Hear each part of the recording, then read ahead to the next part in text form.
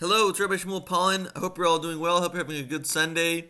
We're going to continue with the Kabbalah class, which is based on the work called Shar HaYichud, the Gate of Unity of the Mittler Rebbe, the second of the Chabad Lubavitch Rebbe dynasty.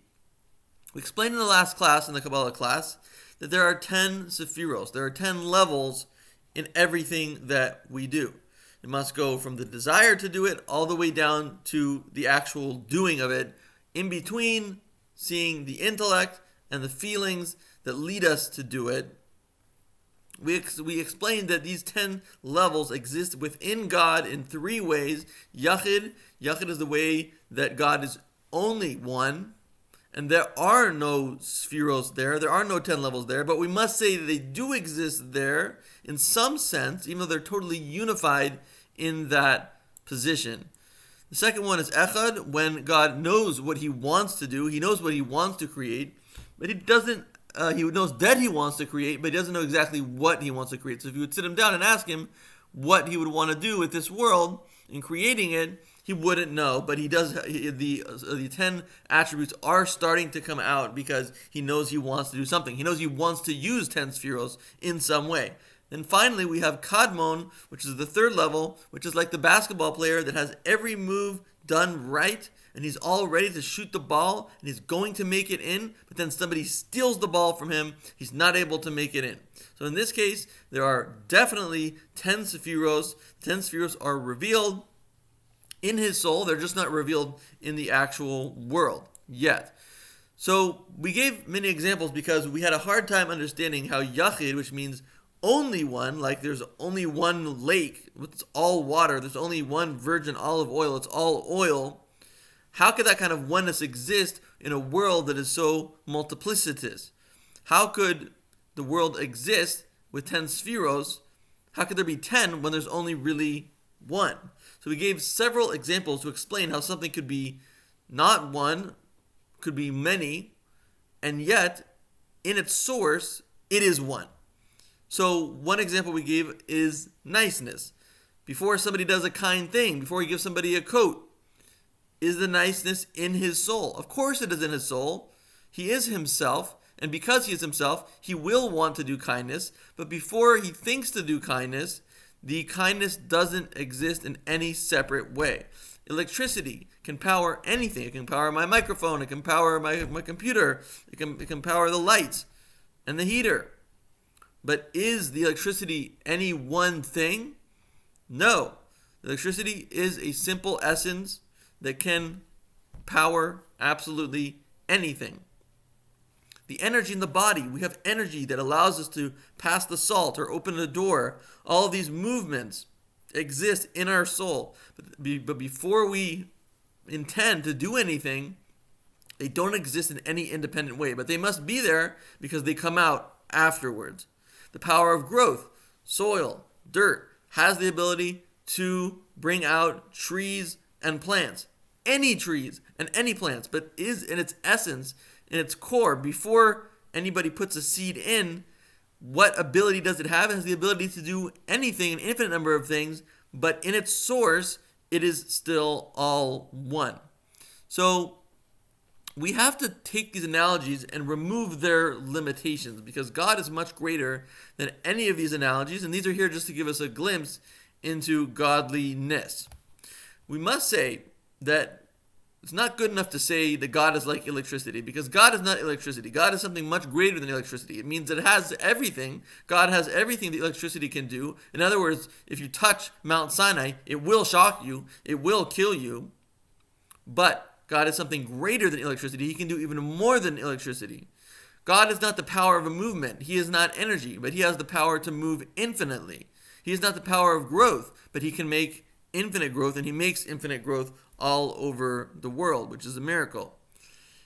In Him, all these attributes, being like energy, being like the dirt, it all exists in one essence. And that is to say, it all exists within Himself, and it is not separate from anything else. We also have to understand that all of these things make us leads us to believe that there is some kind of magic wand which has infinite possibilities. God is not a magic wand that has infinite possibilities. God also has all the advantages of a person, that he's conscious, that he's aware. He can do everything that we can do and much, much more, which we'll talk about in a moment. God can do much, much more than we can do. So can he have a body? Yes, he can have a body if he wants to. Will it all be one in its source, in the source of God? Yes. This world is still in God's source, and therefore any body that he has is totally unified in himself. So he is one, but in that oneness, it contains the potential for 10 qualities, 10 attributes that will come out later, that must be there and must exist, even in its revealed form, in the hidden form. It's a little hard to understand, but it'll become more clear as we go on. We must understand that in order to create this world, God created a tzimtzum. Tzimtzum. Tzimtzum means contraction. That means he blocked out absolutely everything but just the hairs on your head and how each hair on your head curls. He could have done infinite things, and he blocked out and killed off all those possibilities. And instead, he gave us one chocolate cake. But in reality, God has infinite chocolate cake. So when this world comes to its state of perfection with the Messiah, there will be peace. There will be prosperity. But the main thing we want is not the peace and the prosperity. The main thing we really want is God. We want to get past the tzimtzum. We want to get past the contraction. We want to get to the infinite chocolate cake. We want to get to the infinite love. We want to get to the infinite wisdom. We don't want that which has been blocked out. And this is why the founder of Chabad, the Alter Rebbe, used to roll around on the ground and say, I don't want your upper paradise. I don't want your lower paradise. I just want God alone. He didn't care about this world becoming a paradise, even though that's something that we definitely want to do. And it's an important prerequisite for everyone to discover God. But what we really want is to discover God. That is the purpose, not just the coming of the Messiah. And in fact, there's a higher level to this, which is what the Alter Rebbe, the founder of Chabad, used to say right before his passing. But right before his passing, he said that that I have experienced the upper levels of paradise. I've experienced the lower levels of paradise. And I don't want it anymore. All I want is for every person to be answered in his prayer, just like a person who is a saint on the holy day of Rosh Hashanah. Everybody should have their prayers answered like that. Because the Alter Rebbe reached a higher level in his service of God. And he realized that even just wanting God himself before the tzimtzum, before the contraction, is in a small way selfish because you want to know God. So he lived at a higher level, at which point it didn't even matter to know God, but it mattered to know God in order so that other people could be helped. He wanted to help other people, not himself, but to help other people. So that was the deepest level of desire that a person could have. The founder of Chabad, one of the holiest men who ever lived. These are the two stages in his life where he came to understand that really even knowing God to the full extent is not the purpose, but the purpose is to help others out. And that's something that we can all do even without understanding this Kabbalah. Even if you didn't understand anything that I just said, we all can do something to hold the door open for someone, to smile at someone, to say a good, kind word to someone, to compliment someone on the internet, give them a little good comment, make them feel good. This is something that we all can do, and really that's the entire point of this world. The example is given about this world that it's like there's letters engraved in a diamond.